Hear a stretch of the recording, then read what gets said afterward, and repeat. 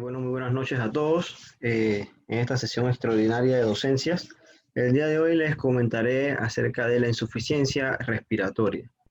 Dentro de los temas a tratar, en la noche de hoy tenemos una pequeña introducción, algo sobre la fisiología respiratoria,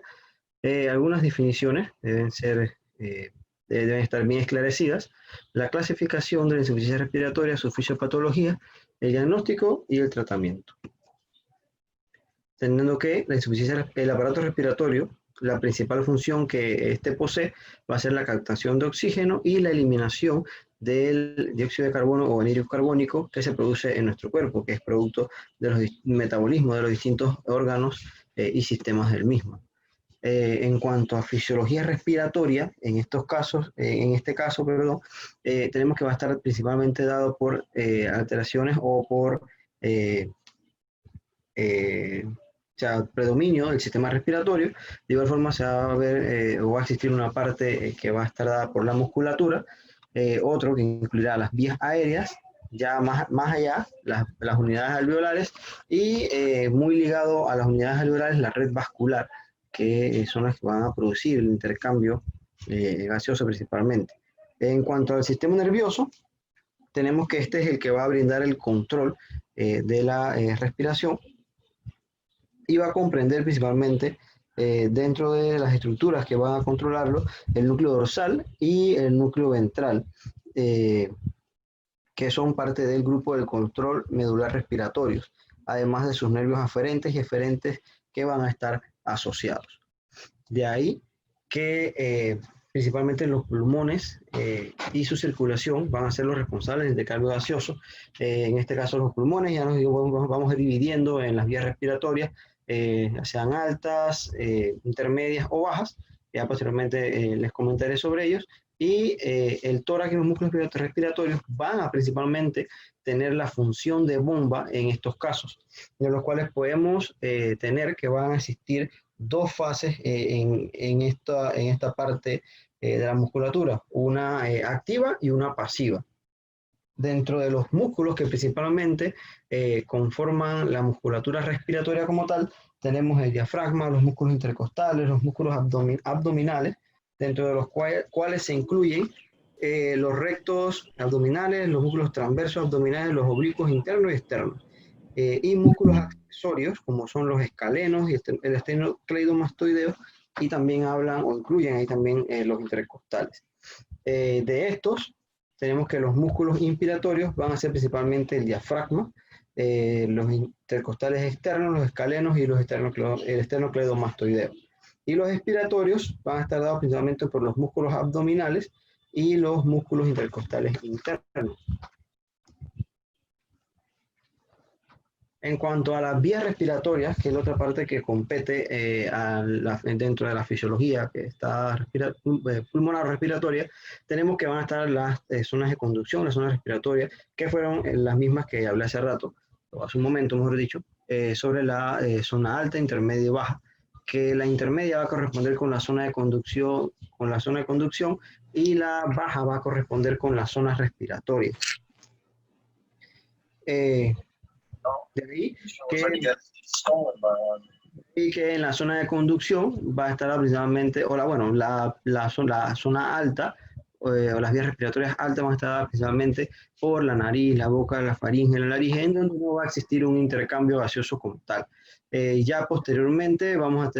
presentar la zona intermedia o zona de conducción, que va a estar compuesto o va a tener principalmente la función de realizar el transporte o servir de medio de transporte de los gases, en estos casos el transporte de los gases tanto hacia los pulmones como hacia el exterior del organismo como tal. Y a una zona respiratoria que va a estar compuesta principalmente por los bronquiolos respiratorios, los conductos alveolares y los alvéolos, que son los que principalmente van a estar vinculados al intercambio gaseoso en la mecánica respiratoria. Como podemos observar en esta imagen, tenemos la unidad alveolar, en donde podemos diferenciar en este cuadro que se ha hecho un recorte aquí, cómo se va a brindar o de qué forma o qué componentes principalmente van a incluirse en la difusión tanto del oxígeno de la porción alveolar hacia los capilares o a la red vascular, que es el siguiente componente de la fisiología respiratoria, y viceversa, o sea, de los capilares, transportar el dióxido de carbono hacia los alvéolos para lograr realizar el intercambio de gas en estos casos. Entonces, de aquí que, bueno, más adelante podamos hablar en cuanto a lo que son alteraciones de la difusión, que van a incluir principalmente las alteraciones que puedan producir engrosamiento de la membrana de difusión, en donde se da la hematosis. O sea, aquí podemos observar una imagen en donde vemos los glóbulos rojos, que son los principales transportadores de oxígeno y dióxido de carbono en estos casos, que van a llegar por mecanismos de difusión. Se va a brindar tanto la salida de dióxido de carbono como la entrada del oxígeno a los mismos y para lograr el transporte de ellos. En cuanto a, continuando con la parte de la fisiología respiratoria, el intercambio de gases principalmente va a estar dado o se va a brindar o va a ser el producto del gasto cardíaco y la concentración o la cantidad de dicho gas que va a estar presente en la sangre. Teniendo así que más del 97% de las moléculas de oxígeno van a estar ligadas de forma reversible con la hemoglobina, siendo la cantidad disuelta una fracción mínima en total, ¿no? La relación entre la presión arterial de oxígeno y la cantidad del mismo que va a estar combinada con la hemoglobina va a estar descrita principalmente por la curva de la disociación de la hemoglobina, en donde podemos observar que cuando hay una disminución de la presión arterial de oxígeno de menos de 60 milímetros de mercurio, la cantidad contenida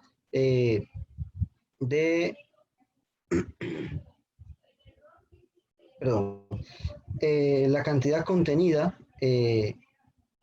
por la sangre se va a reducir considerablemente, o sea, la cantidad contenida de oxígeno, ¿no? Va a reducir considerablemente. Sin embargo, cuando la presión parcial de oxígeno va a estar por encima de 60 milímetros de mercurio, se van a conseguir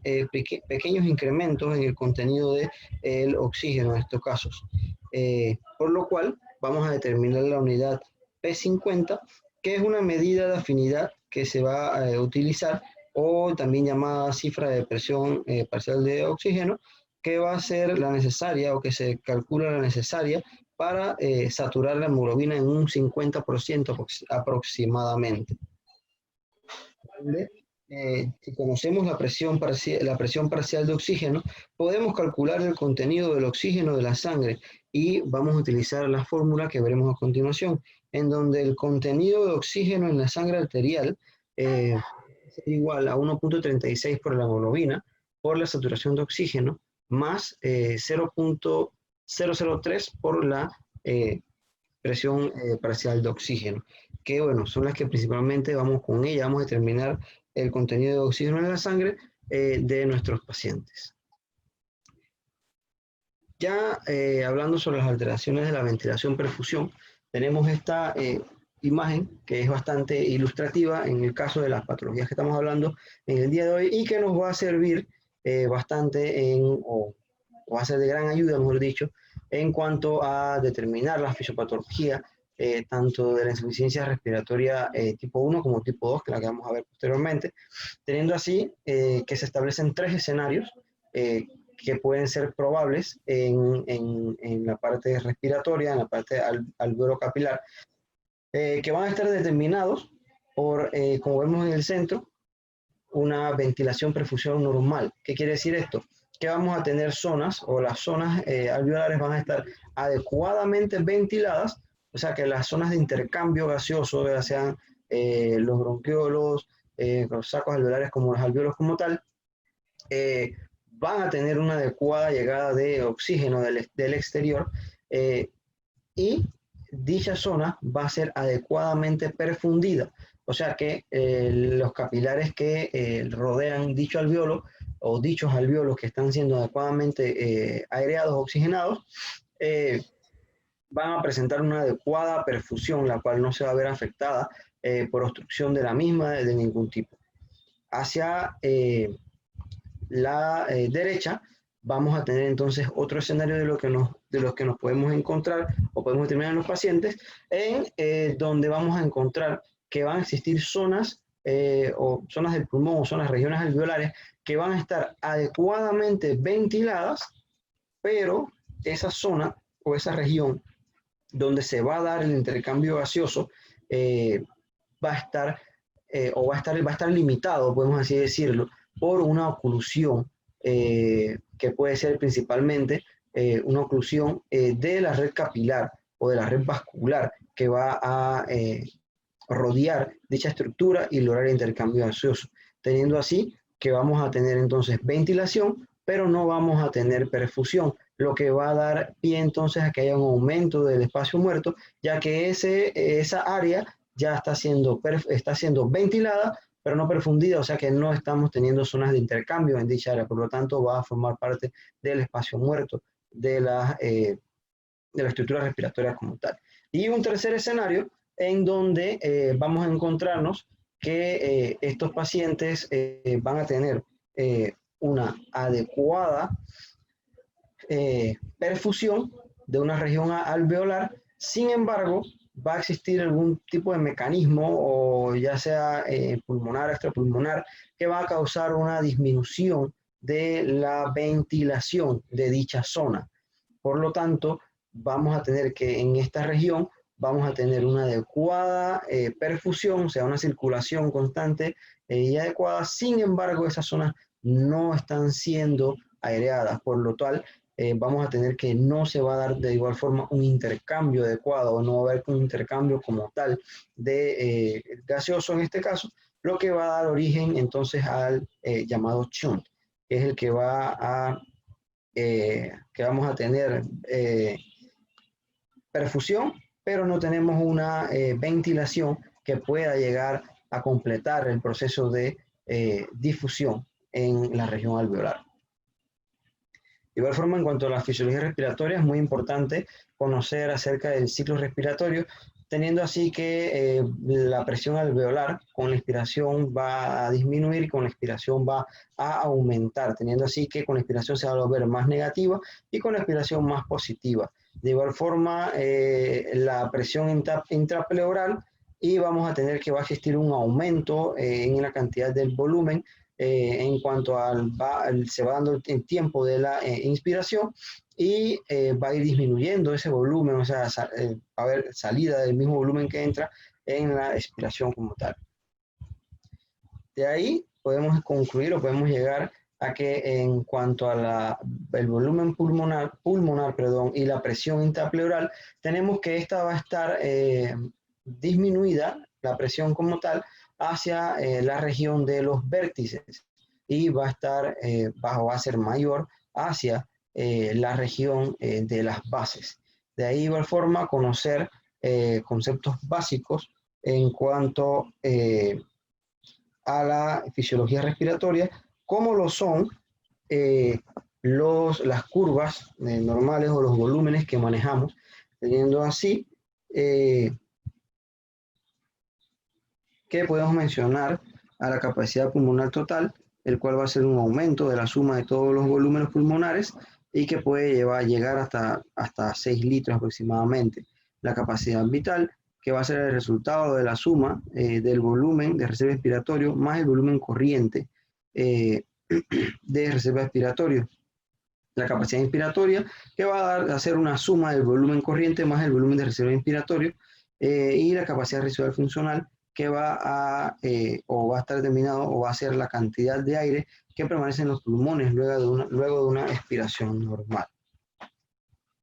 Muy importante conocer, ya sabiendo las distintas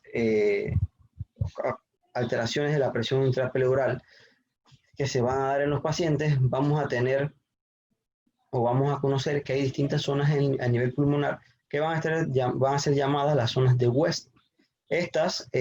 podemos evidenciar aquí en la figura de la mano izquierda, que van a darse en un pulmón en el cual un paciente está de pie, y ya posteriormente en el lado derecho vamos a tener un pulmón, o sea, el pulmón de un paciente que está en decúbito supino. Como pueden evidenciar, la línea punteada no cambia, y esta es la que nos va a determinar el límite entre las zonas de West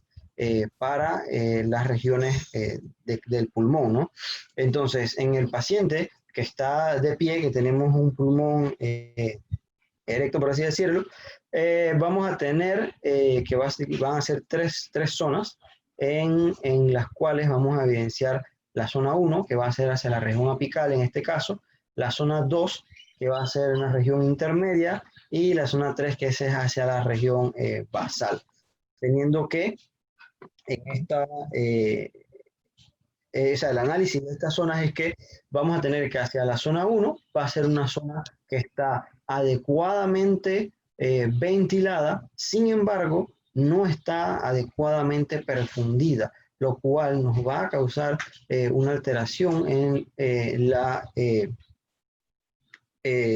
relación ventilación-perfusión en estos casos. De igual forma. Va a existir un intercambio gaseoso, pero no va a ser ideal por la disminución en la perfusión que existe. Ya en la zona 2 vamos a tener que, esta es la zona intermedia, en donde vamos a tener una adecuada ventilación o una ventilación, sí, o sea, muy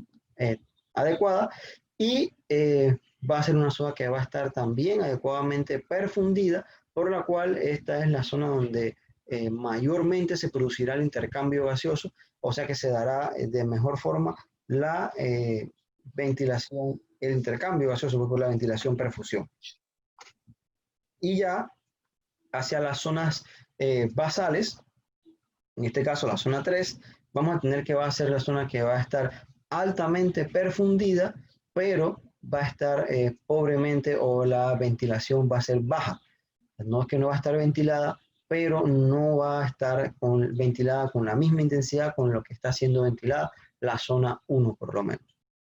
Esto es en cuanto a un paciente que va a estar de pie o que está sentado, que se encuentra su torso en esta posición erecta, ¿no? Sin embargo, cuando el paciente está en decúbito dorsal o está en decúbito supino, vamos a tener que, entonces ahí vamos a dividir, como vemos aquí en la imagen de la derecha, vamos a tener aquí la entrada del bronquio, y este es el pulmón, su ápice y sus bases, teniendo así que en este caso no vamos a dividirlo de forma transversa el pulmón como tal, sino un corte longitudinal, por así decirlo, en donde vamos a tener que la zona 1 de West, o sea, que es aquella que está altamente ventilada pero poco perfundida, va a corresponder a la cara anterior, por así decirlo, del pulmón, yendo ya entonces hacia la zona 2 de West, que va a corresponder a una parte intermedia, que va a estar adecuadamente perfundida y adecuadamente ventilada, y ya la región posterior del pulmón, que correspondería con la zona 3 de West, en la cual va a estar altamente perfundida, pero pobremente ventilada. Entonces, recae la importancia en esto, en el manejo que damos nosotros a nuestros pacientes, y ya sabiendo que tenemos pacientes o que manejamos pacientes en el área crítica, en los cuales pueden existir patologías que van a requerir maniobras de reclutamiento. Como podemos ver en la imagen que está sobre ese pulmón del cúbito dorsal, vamos a tener la relación perfusión-ventilación en un paciente cuando está en decúbito supino y en un paciente cuando está en decúbito prono. Entonces, como vemos aquí, como ya expliqué ahorita, hace unos minutos, un momento, en decúbito supino va a estar adecuadamente perfundida la región posterior del pulmón, sin embargo va a estar pobremente ventilada. La región intermedia del pulmón va a estar adecuadamente perfundida y ventilada, y la región anterior va a estar pobremente perfundida, pero ideal o grandemente ventilada. Sin embargo, cuando nosotros realizamos maniobras de reclutación, como son colocar al paciente en decúbito prono, vamos a tener que esta zona que iba a estar altamente perfundida, pero pobremente ventilada, que correspondía con la región posterior del pulmón, va a pasar a ser una región altamente perfundida, y como hace el cambio de las zonas de base, va a haber un cambio en las zonas de West por el movimiento del paciente, va a pasar a ser entonces también una zona altamente ventilada, lo cual va a mejorar la recuperación o el pronóstico de estos pacientes, ¿no? Como tal. Ya entrando a lo que es la charla, o más que todo el contenido de esta docencia del día de hoy, tenemos lo que es la insuficiencia respiratoria, en la cual se puede catalogar como una incapacidad de mantener el suministro normal de oxígeno a los tejidos o la eliminación normal de dióxido de carbono a los tejidos. Teniendo así definiciones como pueden ser disnea, que es principalmente el motivo de consulta por el cual vienen nuestros pacientes y que posteriormente entonces determinaremos nosotros si es una insuficiencia respiratoria aguda o no, teniendo así que la disnea sería una sensación subjetiva de falta de aire que puede expresar una respiración anormal o incómoda y cuyas características pueden variar según las causas que la produzcan, obviamente.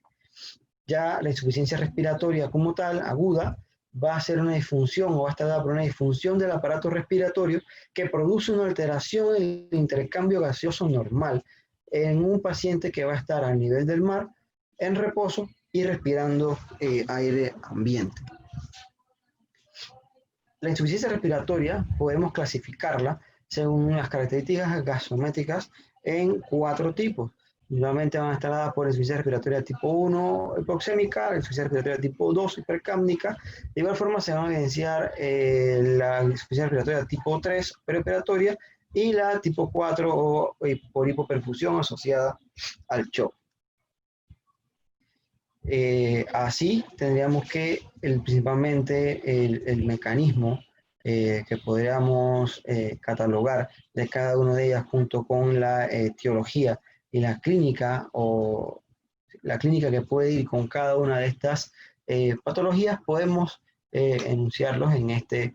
cuadro que tenemos aquí, en donde la tipo A1 principalmente va a estar por alteraciones en la ventilación perfusión, la tipo 2 puede darse por alteraciones o retención a nivel del árbol respiratorio.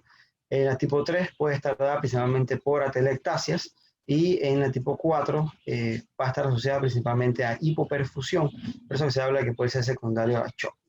En cuanto a la etiología del mismo, en la tipo 1 va a estar dada por ocupación del espacio aéreo, en la tipo 2 ya va a ser por disminución o depresión de los estímulos del sistema nervioso central, disminución de la actividad neuromuscular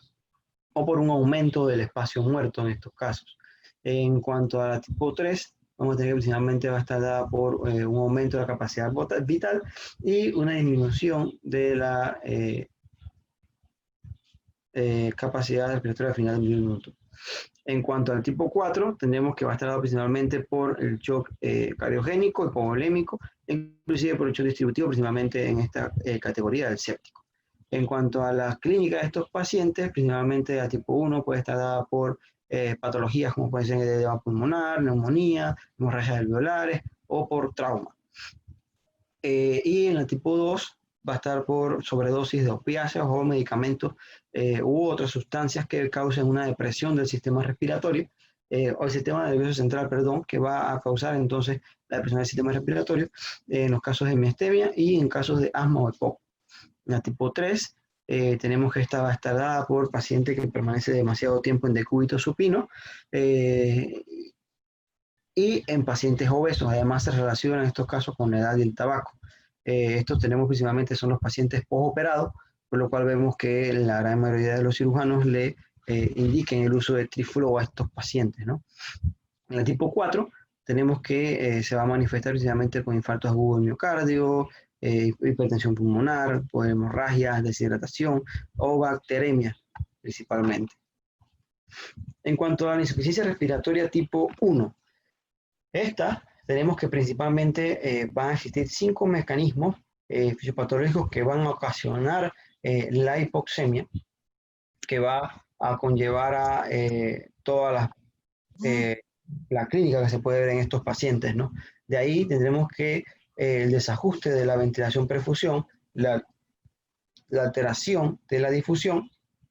la hipoventilación alveolar, la baja presión parcial de oxígeno inspirado y los shunt. De estos, principalmente en cuanto a lo que es los desajustes de la ventilación perfusión y los desajustes de la difusión, son los que principalmente se van a ver, al igual que la hipoventilación alveolar. Y ya, bueno, la baja presión parcial de oxígeno va a estar dada principalmente en estos casos por las grandes altitudes o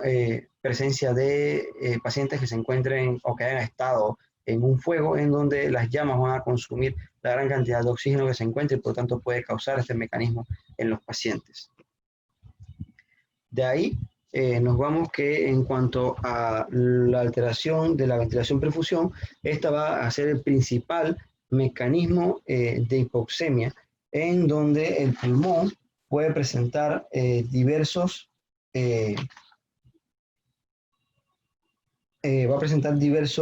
tipos de unidades alveolares en los que la ventilación-perfusión va a variar en cada uno de ellos, ¿no? Teniendo de ahí que pueden existir grandes variedades de situaciones en donde pueden existir sitios pulmonares que van a estar altamente perfundidos, o como ponemos en las zonas de West, que es algo que evidenciamos, en donde van a tener lugares que van a estar altamente perfundidos, pobremente ventilados. De igual forma, pueden existir otros procesos que pueden inducir a esto, ¿no? Entonces, aquí prácticamente como en la imagen que previamente vimos, vamos a determinar cuándo hay una ventilación-perfusión normal. El índice de ventilación-perfusión va a ser igual a 1, de 0.8 a 1 en realidad se establece que va a estar dado. Ya posteriormente, cuando va a existir un adecuado flujo sanguíneo, sin embargo no vamos a tener un flujo respiratorio, se van a dar entonces los shunt, y ya posteriormente en cuanto a la presencia del flujo ventilatorio, pero no hay flujo sanguíneo, va a haber un aumento del espacio muerto, donde aquí la relación ventilación-perfusión va a estar aumentada, y en cuanto a en los shunt va a estar disminuida principalmente. En cuanto a la hipoventilación, tenemos que esta se va a dar principalmente por tres mecanismos. Van a estar dados por el defecto en el control ventilatorio, ya sea por alteraciones del sistema nervioso central o alteraciones neuromusculares, por inestabilidad transitoria en el control ventilatorio, más que todo dado por las vías accesorias o vías nerviosas periféricas que van a controlar los músculos de la respiración, o trastornos a nivel central que puedan incurrir en estas alteraciones, ¿no? Y los reflejos inhibitorios del impulso ventilatorio principalmente. En cuanto a la hipoventilación, tenemos que esta va a estar dada principalmente, o va a ser clasificada, o hay tres tipos de hipoventilación, mejor dicho, en donde está la hipoventilación primaria, que va a caracterizarse por un fracaso ventilatorio crónico causado por una disminución de la sensibilidad del centro respiratorio a la hipoxia y a la hipercapnia. En cuanto a la hipoventilación secundaria, tenemos que esta se va a caracterizar por un fracaso ventilatorio crónico originado por la disminución de la sensibilidad del centro respiratorio a la hipoxia a consecuencia de una causa conocida, como puede serlo enfermedades cerebrovasculares, encefalitis o inclusive tumores que pueden causar estas alteraciones. Y en cuanto al síndrome de obesidad por hipoperfusión, tenemos que este principalmente va a darse por alteraciones de la ventilación-perfusión que van a conllevar hipoxia crónica, más que todo por obstrucción o por disminución de la distensibilidad pulmonar que se puede dar en estos casos. Teniendo así que de forma resumida, vamos a tener que en cuanto a los mecanismos fisiopatológicos que previamente mencioné, como son este cuadro más que todo a modo de resumen, en cuanto a la disminución de la presión alveolar de oxígeno, en cuanto a la hipoventilación alveolar, las alteraciones de difusión, el shunt y los desequilibrios de la ventilación-perfusión, vamos a tener cómo van a encontrarse las variantes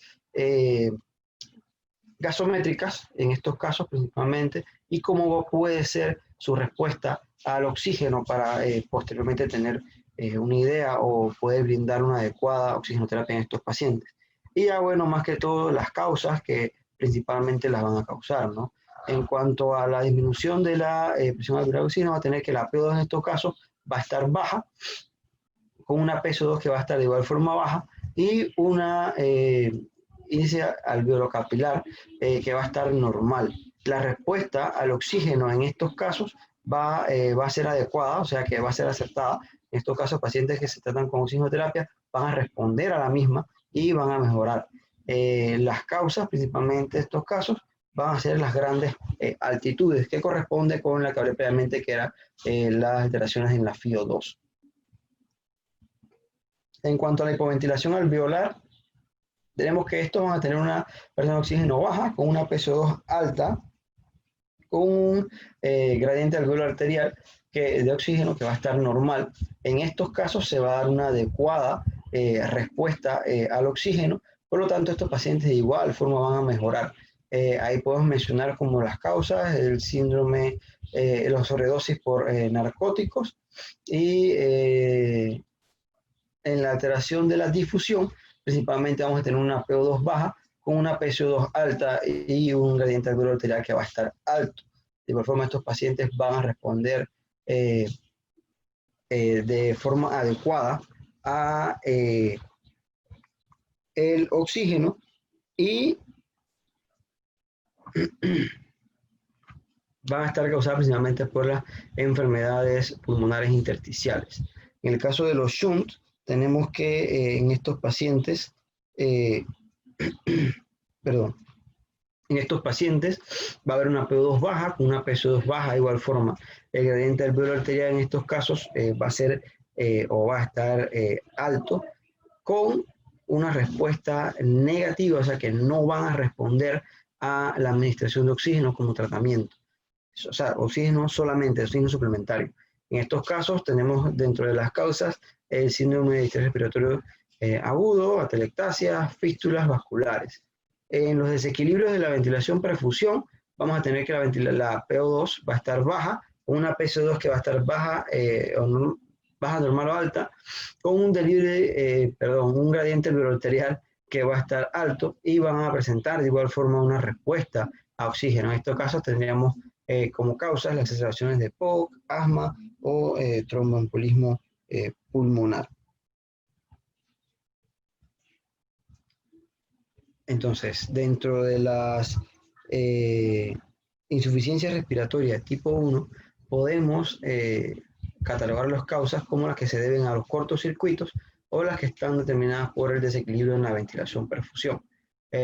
Principalmente es como se van a clasificar o como, bueno, encontré que se clasificaban, y dentro del cortocircuito van a estar determinadas por el infarto agudo del miocardio, insuficiencia auricular izquierda, insuficiencia mitral, sepsis principalmente, pancreatitis, neumonía, lesiones de reperfusión, exposición a grandes altitudes y expansión pulmonar. En cuanto a las que principalmente van a causar desequilibrio, ventilación-perfusión, tenemos las enfermedades que se asocian a obstrucción del flujo aéreo, como pueden ser el EPOC, el asma, inflamación intersticial, como son las neumonías, la sarcoidosis, obstrucciones vasculares, como embolias pulmonares, disminución de la fracción de oxígeno en aire expirado, que va a corresponderse con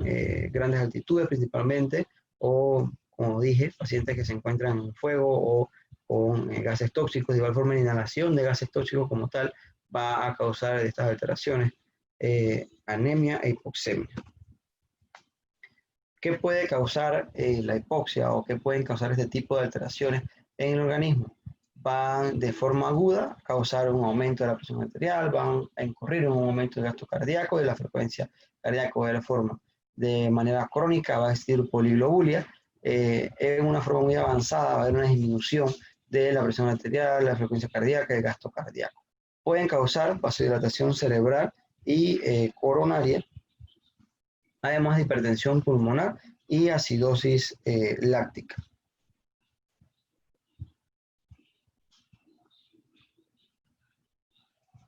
En el caso de la insuficiencia respiratoria tipo 2, vamos a tener que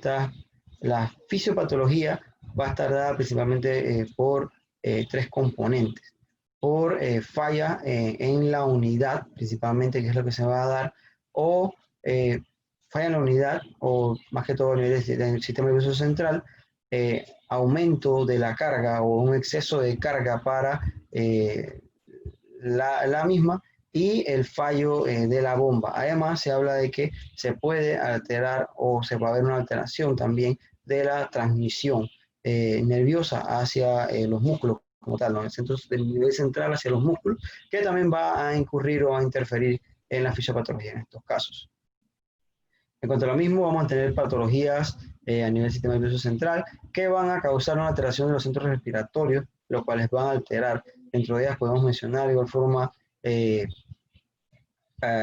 intoxicaciones, por lo menos sobredosis de opioides, que van a causar disminución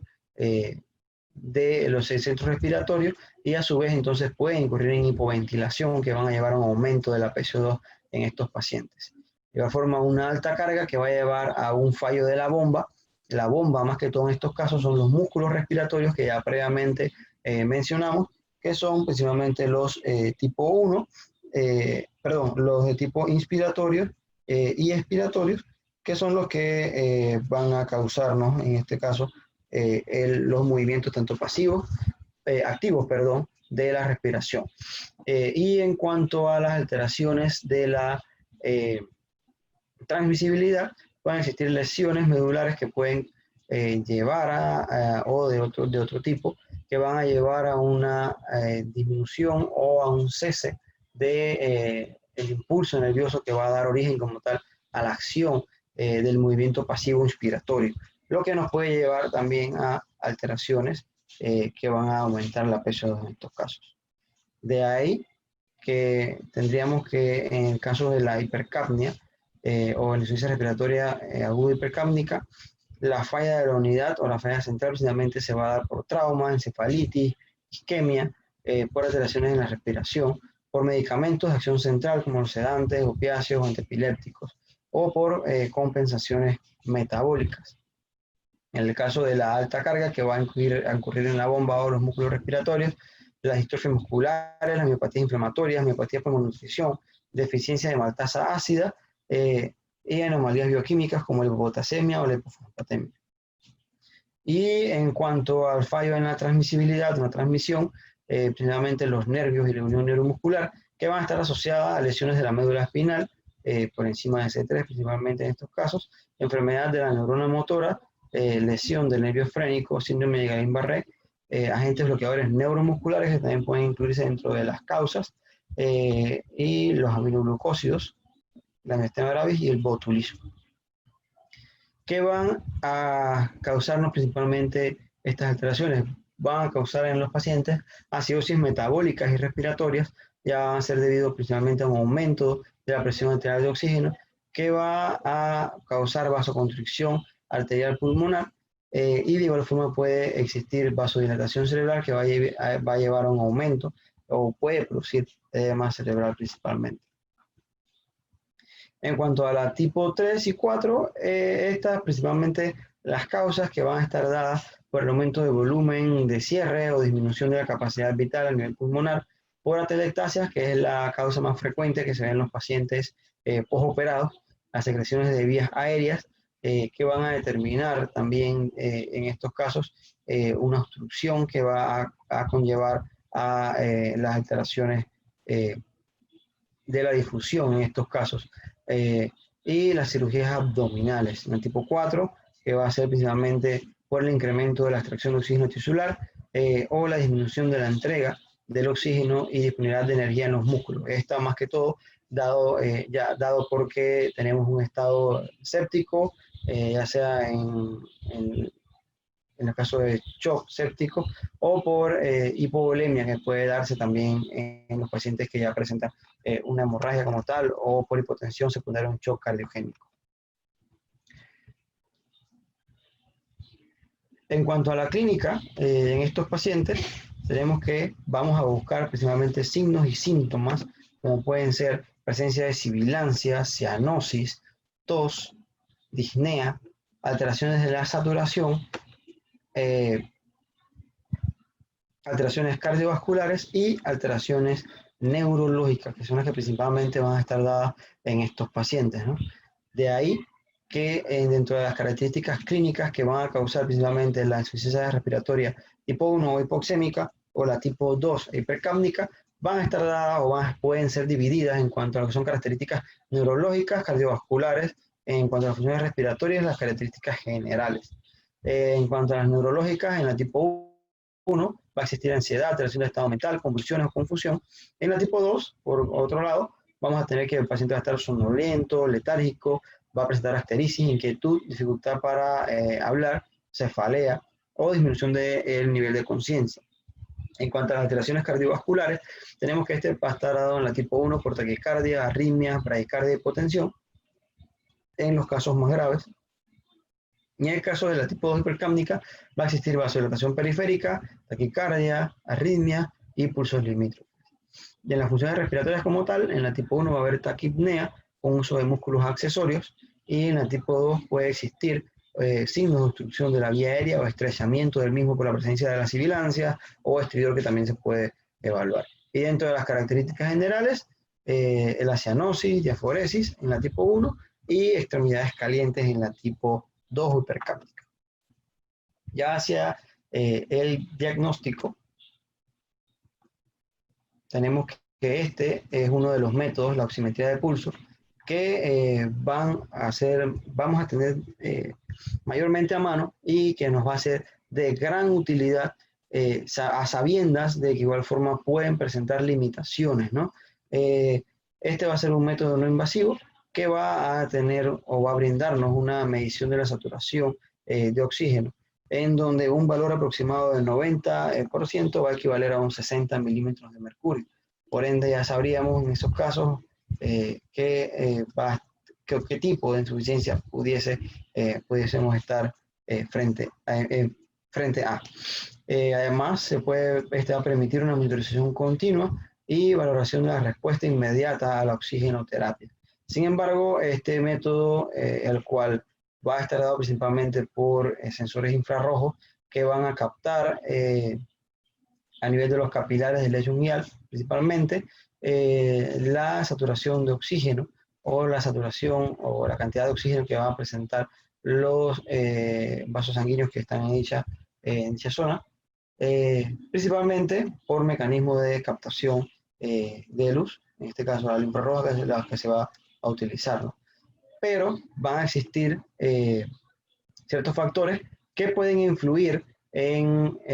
la utilización del mismo, ya sea en cuanto a la perfusión, en casos de shock, que sabemos que no nos podemos dejar guiar meramente por la oximetría de pulso, ya que el paciente no va a estar bien perfundido y no sabemos si idealmente esa es la ideal. Por eso vemos algunos que dicen, no, el paciente está desaturando, pero cuando vas a ver el oxímetro no tiene el mismo una adecuada curva de pletismografía que nos va a indicar si hay un adecuado flujo o una adecuada perfusión como tal o no. En los casos de hipotermia va a haber una vasoconstricción generalizada de la piel, lo cual va también a disminuir el flujo sanguíneo y por ende va a disminuir la efectividad del uso de esta técnica, ¿no? De igual forma, otras alteraciones como la ictericia, que también puede interferir en la medición adecuada de la saturación de oxígeno en estos casos. De igual forma, los pacientes que presentan alteraciones de la pigmentación de la piel, también se puede ver afectada la misma. De igual forma, otros factores externos, como son el uso de esmaltes de uña, principalmente en las damas, que va a ser un factor en contra o que nos va a interferir en cuanto a la medición de la misma se refiere. En cuanto a los laboratorios que vamos a utilizar en estos casos, principal o idealmente vamos a tener que es la gasometría arterial. De igual forma, vamos a tener otros estudios como son hemogramas, creatinina, urea, electrolito, y exámenes bacteriológicos, ya que de por sí una de las causas que se puede pensar puede causar estas alteraciones son el shock distributivo en este tipo séptico, que nos va a causar dichas alteraciones secundarias a infección probablemente. Entonces la gasometría arterial va a ser el más utilizado, teniendo en cuenta de que esta debe de realizarse con una técnica adecuada y el transporte de la misma en los casos que no por lo menos en nuestro servicio de urgencia, en nuestra área de reanimación, no tenemos dicha problemática, ya que contamos con gasómetros en nuestra área. De igual forma, se debe realizar inmediatamente el estudio, obviamente en dicho aparato, a sabiendas de que puede verse afectada por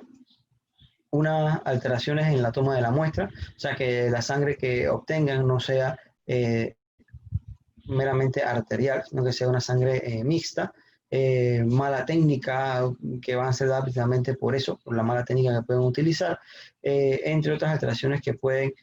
darse al momento de la gasometría, de igual forma con el transporte, en el caso de que no tengamos gasómetro, el que pueda contaminarse la muestra con el aire ambiente, son cosas que pueden influir en los resultados de la misma. De igual forma, el hemograma, que va a ser un estudio que si estamos pensando que el paciente tiene una o es secundario a un proceso infeccioso, un proceso séptico, vamos a tener elevación de los glucocitos o podemos buscar también anemia, a sabiendas de que a pesar de que pacientes tengan anemias crónicas, pueden compensar la entrega de oxígeno a los tejidos, a pesar de tener una disminución de la hemoglobina como tal. En el caso de la creatinina y urea, se van a solicitar principalmente para la evaluación de igual forma de los pacientes, los electrolitos y bueno, los exámenes bacteriológicos, que principalmente pensando en la parte séptica de los mismos. Dentro de los estudios de gabinete, vamos a tener que la principal herramienta que vamos a tener a mano en nuestro medio va a ser la radiografía de tórax, la cual podemos pedir en cama o puede hacer el paciente al área de rayos X, por lo menos en nuestro centro. Casi siempre los pacientes que lo solicitamos nosotros en el área de reanimación van a ser en cama, ya que los pacientes tienen un estado delicado, grave, que va a impedir que sean llevados a dicha área. De igual forma, la tomografía de tórax, o bueno, las tomografías en general como tal, de ahí que en dependencia de la causa, si pensamos en una hipoventilación secundaria, que sea la causa de una insuficiencia respiratoria tipo 1, tenemos que una tomografía cerebral va a ser idealmente o debe ser idealmente tomada buscando que sea un SB hemorrágico, un SB isquémico o un tumor o alguna otra alteración del sistema nervioso central que esté causando el mismo, y de ahí determinar entonces el diagnóstico y poder brindar un tratamiento adecuado a estos pacientes. La tomografía de tórax de alta resolución, que también nos va a determinar diagnóstico en estos casos, puede ser diagnóstico de POC, tuberculosis, entre otras patologías que van a incurrir en las alteraciones ventilatorias que pueden causar la insuficiencia respiratoria en estos casos. De igual forma, un estudio que ya ha sido o que está establecido, que es uno de los que principalmente se van a utilizar para realizar diagnósticos en estos casos de la alteración ventilación-perfusión, va a ser la angiotomografía de tórax. De igual forma, se va a realizar estudios electrocardiográficos, principalmente buscando una causa isquémica cardíaca que pueda ocasionar dichas alteraciones. Y la realización de un ecocardiograma, que también va a ser parte de la evaluación de la misma, buscando la causa precipitante de esta patología que estamos evidenciando en los pacientes. Bien, de ahí que podemos evidenciar entonces ya teniendo lo que son los estudios de laboratorio, principalmente la gasometría, que es la que vamos a utilizar por lo menos en este flujograma que estamos viendo en pantalla en este momento, y la radiografía de tórax. Con eso pudiésemos determinar cuál puede ser la patología que está afectando o cuáles son algunas de las patologías que pueden afectar según los resultados que obtengamos, ¿no?, en estos casos. Entonces,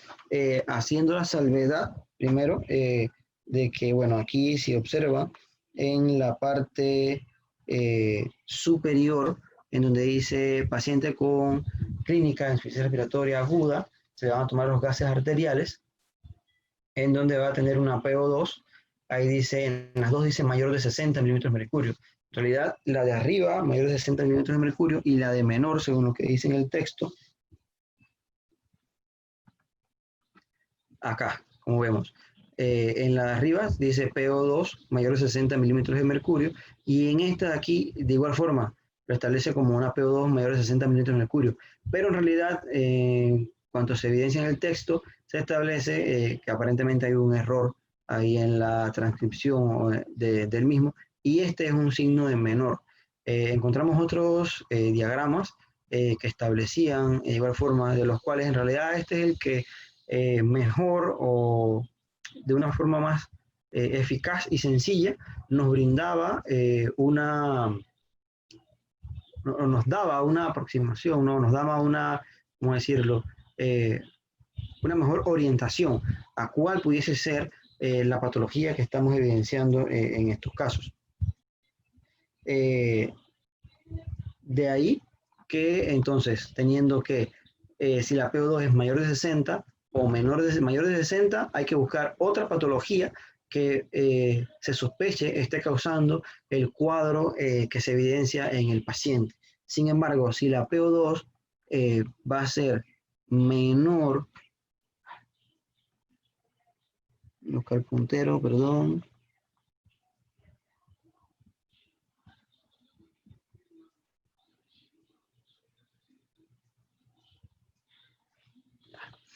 Entonces,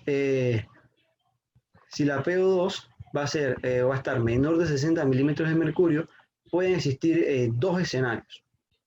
en donde contemos con una PCO2 que va a estar alta o con una PCO2 que va a estar normal o baja. En los casos de la que la PCO2 esté alta, estaríamos en presencia o probablemente de una hipoventilación. Entonces, es aquí donde vamos a obtener el gradiente alvéolo arterial y en dependencia de este, vamos entonces a tomar la decisión si va a estar elevado el mismo o no, a sabiendas de que el gradiente alvéolo arterial de oxígeno es un excelente indicador de la eficacia del parénquima pulmonar en el intercambio gaseoso y es muy útil para, por lo menos con la gasometría que tenemos, complementar y realizar un adecuado y mucho más acertado diagnóstico de la patología que aqueja a nuestro paciente. Entonces, el mismo lo podemos obtener restando la presión alveolar de oxígeno menos la presión arterial de oxígeno. De ahí que si obtenemos el mismo y está elevado, se va a pensar o se puede pensar que la hipoventilación está asociada a otro mecanismo, por lo cual se debe buscar cuál es la causa del mismo, ¿no? O buscar o determinar las causas, ya sea una hipoventilación secundaria, porque estaría asociada a otra causa. En el caso de que la PO2, el gradiente alvéolo arterial no esté elevado, vamos a tener que va a ser una hipoventilación sola. Entonces aquí debemos buscar entonces o pensar en alteraciones de la mecánica respiratoria, enfermedades neuromusculares, obstrucción de la vía aérea superior o alteraciones de la pared torácica. Entonces, siguiendo el otro escenario en el cual vamos a tener una PO2 menor de 60 milímetros de mercurio con una PCO2 normal o baja, en este caso solicitaríamos una radiografía de tórax, en donde vamos a evidenciar o podemos evidenciar en la misma si va a ser normal o va a tener algún patrón alvéolo intersticial localizado o difuso. De igual forma, vamos a obtener el gradiente alvéolo arterial determinando si el mismo está elevado o no. De no estar elevado, vamos a tener que principalmente la patología que aqueja a nuestro paciente va a ser por disminución de la PO2 inspirada, por lo cual podemos pensar que hay una disminución en el FiO2 aportado al mismo. Ya puede ser por grandes alturas o porque ha estado en un fuego o relacionado a otros escenarios que puedan causar una disminución en el aporte de la PO2 en estos pacientes. Si el gradiente alvéolo arterial está elevado y la PO2 está baja y corrige con oxígeno, entonces si corrige con oxígeno, pensamos que hay una alteración ventilación-perfusión. Como ya previamente vimos en la fisiopatología, existían dos entidades o dos partes fisiopatológicas en donde había una que era respondedora a oxígeno principalmente y la otra que no. Entonces, dentro de las probables patologías que se encuentren con una disminución de la PO2, con una PCO2 normal con un gradiente alveolar arterial elevado y que corrige con oxígeno o que mejora con oxígeno, vamos a tener que pueden encontrarse patologías como son el EPOC, asma, fibrosis intersticial, sarcoidosis, neumonía, tromboembolismo pulmonar e hipertensión pulmonar. Ya entonces en este punto nosotros podemos determinar en base a la clínica que va a presentar nuestro paciente y otros hallazgos que encontremos, cuál de estas va a ser la probable etiología que afecta a nuestro paciente. Y teniendo entonces aquel paciente que no va a responder a la terapia con oxígeno, vamos a tener que principalmente va a ser o va a estar dado por shunt. Entonces, ¿qué patologías principalmente nos van a dar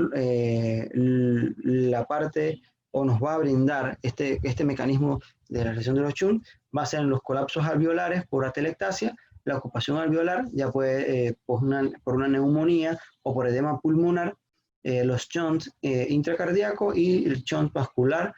no pulmonar. Entonces, la verdad que dentro de lo que revisé es un cuadro que es bastante útil y que nos puede ayudar en cuanto ya tendríamos, ¿no? Principalmente la gasometría y obviamente también ayudarnos de los estudios de gabinete con la radiografía de tórax de nuestro paciente, que nos va a brindar una adecuada orientación de cómo debemos o en qué pensar como el diagnóstico definitivo, que al final va a ser ese tratamiento a esa causa específica lo que nos va a dar el tratamiento de nuestro paciente con insuficiencia respiratoria, ¿no? Entonces, en cuanto a tratamiento, principalmente vamos a darle el abordaje a nuestro paciente, paciente que nos llega por lo menos el área de reanimación,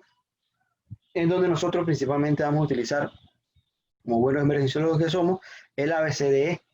En estos casos, la A, principalmente la columna cervical, la vía aérea, pacientes que sean de trauma, que tengan alteraciones de la columna cervical, que puedan incurrir en alteraciones de la ventilación, que van a causar trastornos también en estos casos, principalmente ese sería de tipo 2 por restricción, pudiese ser, y la vía aérea como tal. Vamos a determinar la permeabilidad de la misma y a su vez vamos de igual forma a evidenciar si hay alguna obstrucción de la misma o no. De igual forma, en la B, que vamos a seguir evaluándola, evaluando a nuestro paciente, en estos casos vamos principalmente a evidenciar la ventilación de nuestros pacientes y que se dé adecuadamente, que no haya ningún patrón restrictivo o que no haya alguna patología que esté causándonos una alteración de la misma. En la circulación, como bien ya hemos hablado dentro de la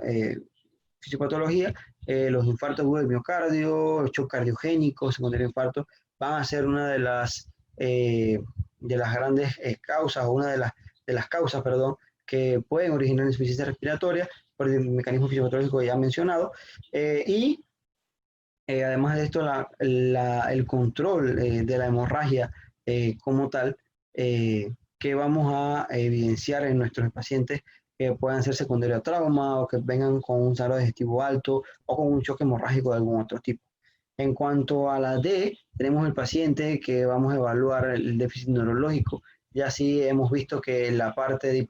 en la fisiopatología de la hipoventilación, principalmente la secundaria, puede deberse a eventos cerebrovasculares. Tenemos que evaluar entonces en estos pacientes el Glasgow o el estado de alerta de los mismos para determinar si puede ser o no secundario a una de estas patologías, la alteración respiratoria que se está dando en los pacientes o el de la insuficiencia respiratoria como tal, ¿no?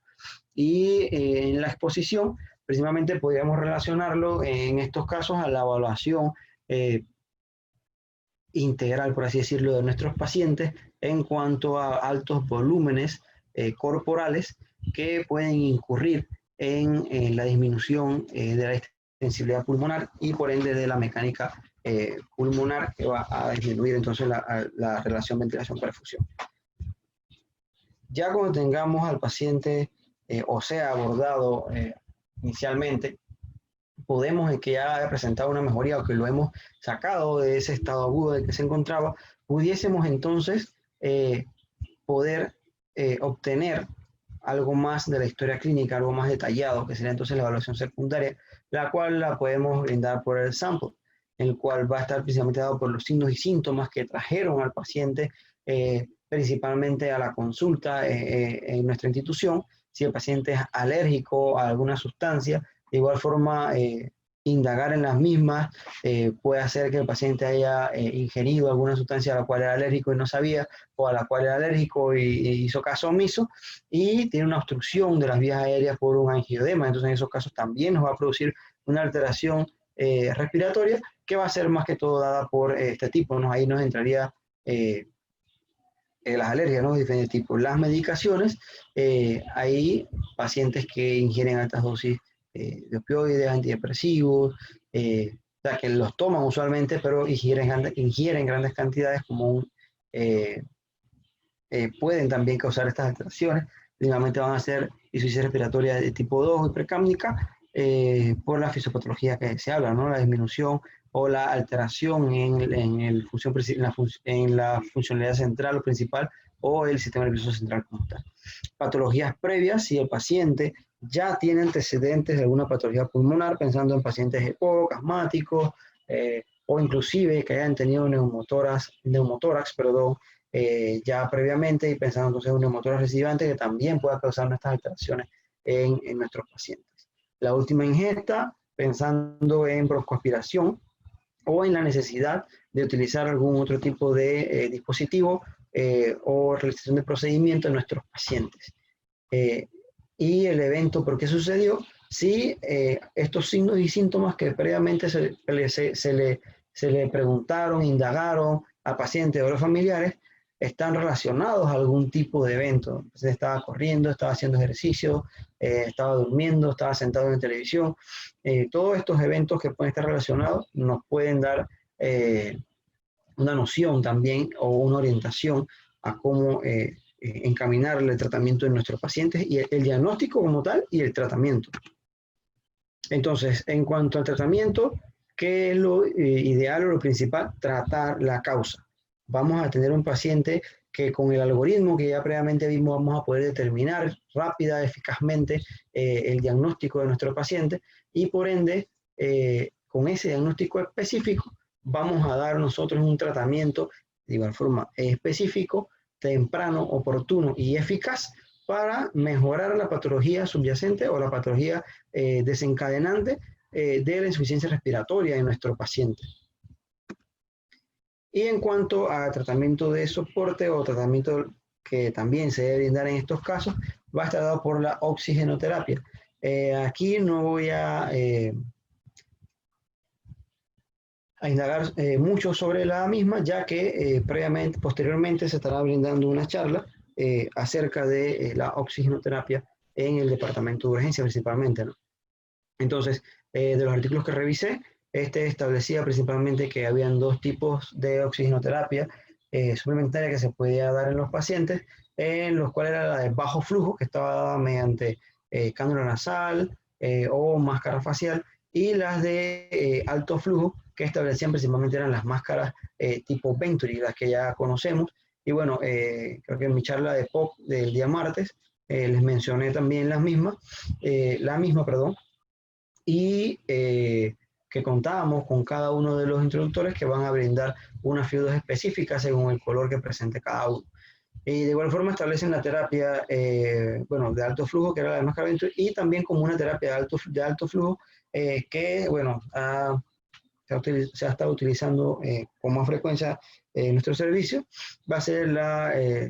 terapia con cánula nasal de alto flujo. De igual forma, contamos con el apoyo ventilatorio, el cual busca disminuir el trabajo respiratorio en el paciente y mejorar el intercambio gaseoso pulmonar. ¿Cuándo vamos a aplicar tanto el no invasivo como el invasivo? Bueno, ahí existen sus indicaciones, que de igual forma ya se han mencionado en charlas previas. En cuanto a la ventilación mecánica no invasiva, tenemos un paciente en insuficiencia respiratoria que se administra oxígeno por cánula nasal, no mejora, conseguimos una máscara Venturi, administramos oxígeno por la misma, tampoco hay una mejoría en el paciente, por lo cual ya si no existe una mejoría ni clínica ni gasométrica, procederíamos entonces a utilizar la ventilación mecánica no invasiva. En estos casos, realizaríamos el ajuste adecuado de las variantes de la misma y posteriormente a 30-60 minutos se realizaría una evaluación. De no presentar una mejoría ni clínica ni gasométrica del paciente, de igual forma se buscaría entonces la optimización de los parámetros ventilatorios de la no invasiva en estos casos y se darían aproximadamente 30-60 minutos nuevamente para una nueva evaluación. Ya al momento de realizar la evaluación sin clínica, obviamente en nuestro servicio no es que nos vamos y damos al paciente en un cuartito encerrado a ver en media hora venimos cuando evoluciona. Nosotros siempre estamos pendientes de nuestros pacientes y bueno, conocemos nuestra área de reanimación todos, siempre tenemos los pacientes enfrente, así que siempre estamos atentos y vigilantes de nuestros pacientes, cómo va su mecánica ventilatoria, aunque no lo parezca, aunque estemos haciendo otras cosas, siempre estamos pendientes de todo. Entonces, cuando se evalúa nuevamente, vamos a tener que no hay mejoría, ya podríamos pensar entonces en un fallo de la ventilación mecánica no invasiva y se debería pensar entonces en el uso de la ventilación mecánica invasiva. Y de alguna forma saber que existen otras indicaciones como alteración del estado mental, imposibilidad de la permeabilidad de la vía aérea por parte del paciente, o que existan vómitos incoercibles que pueden indicar o que van a indicar de primera instancia el uso de la ventilación mecánica invasiva.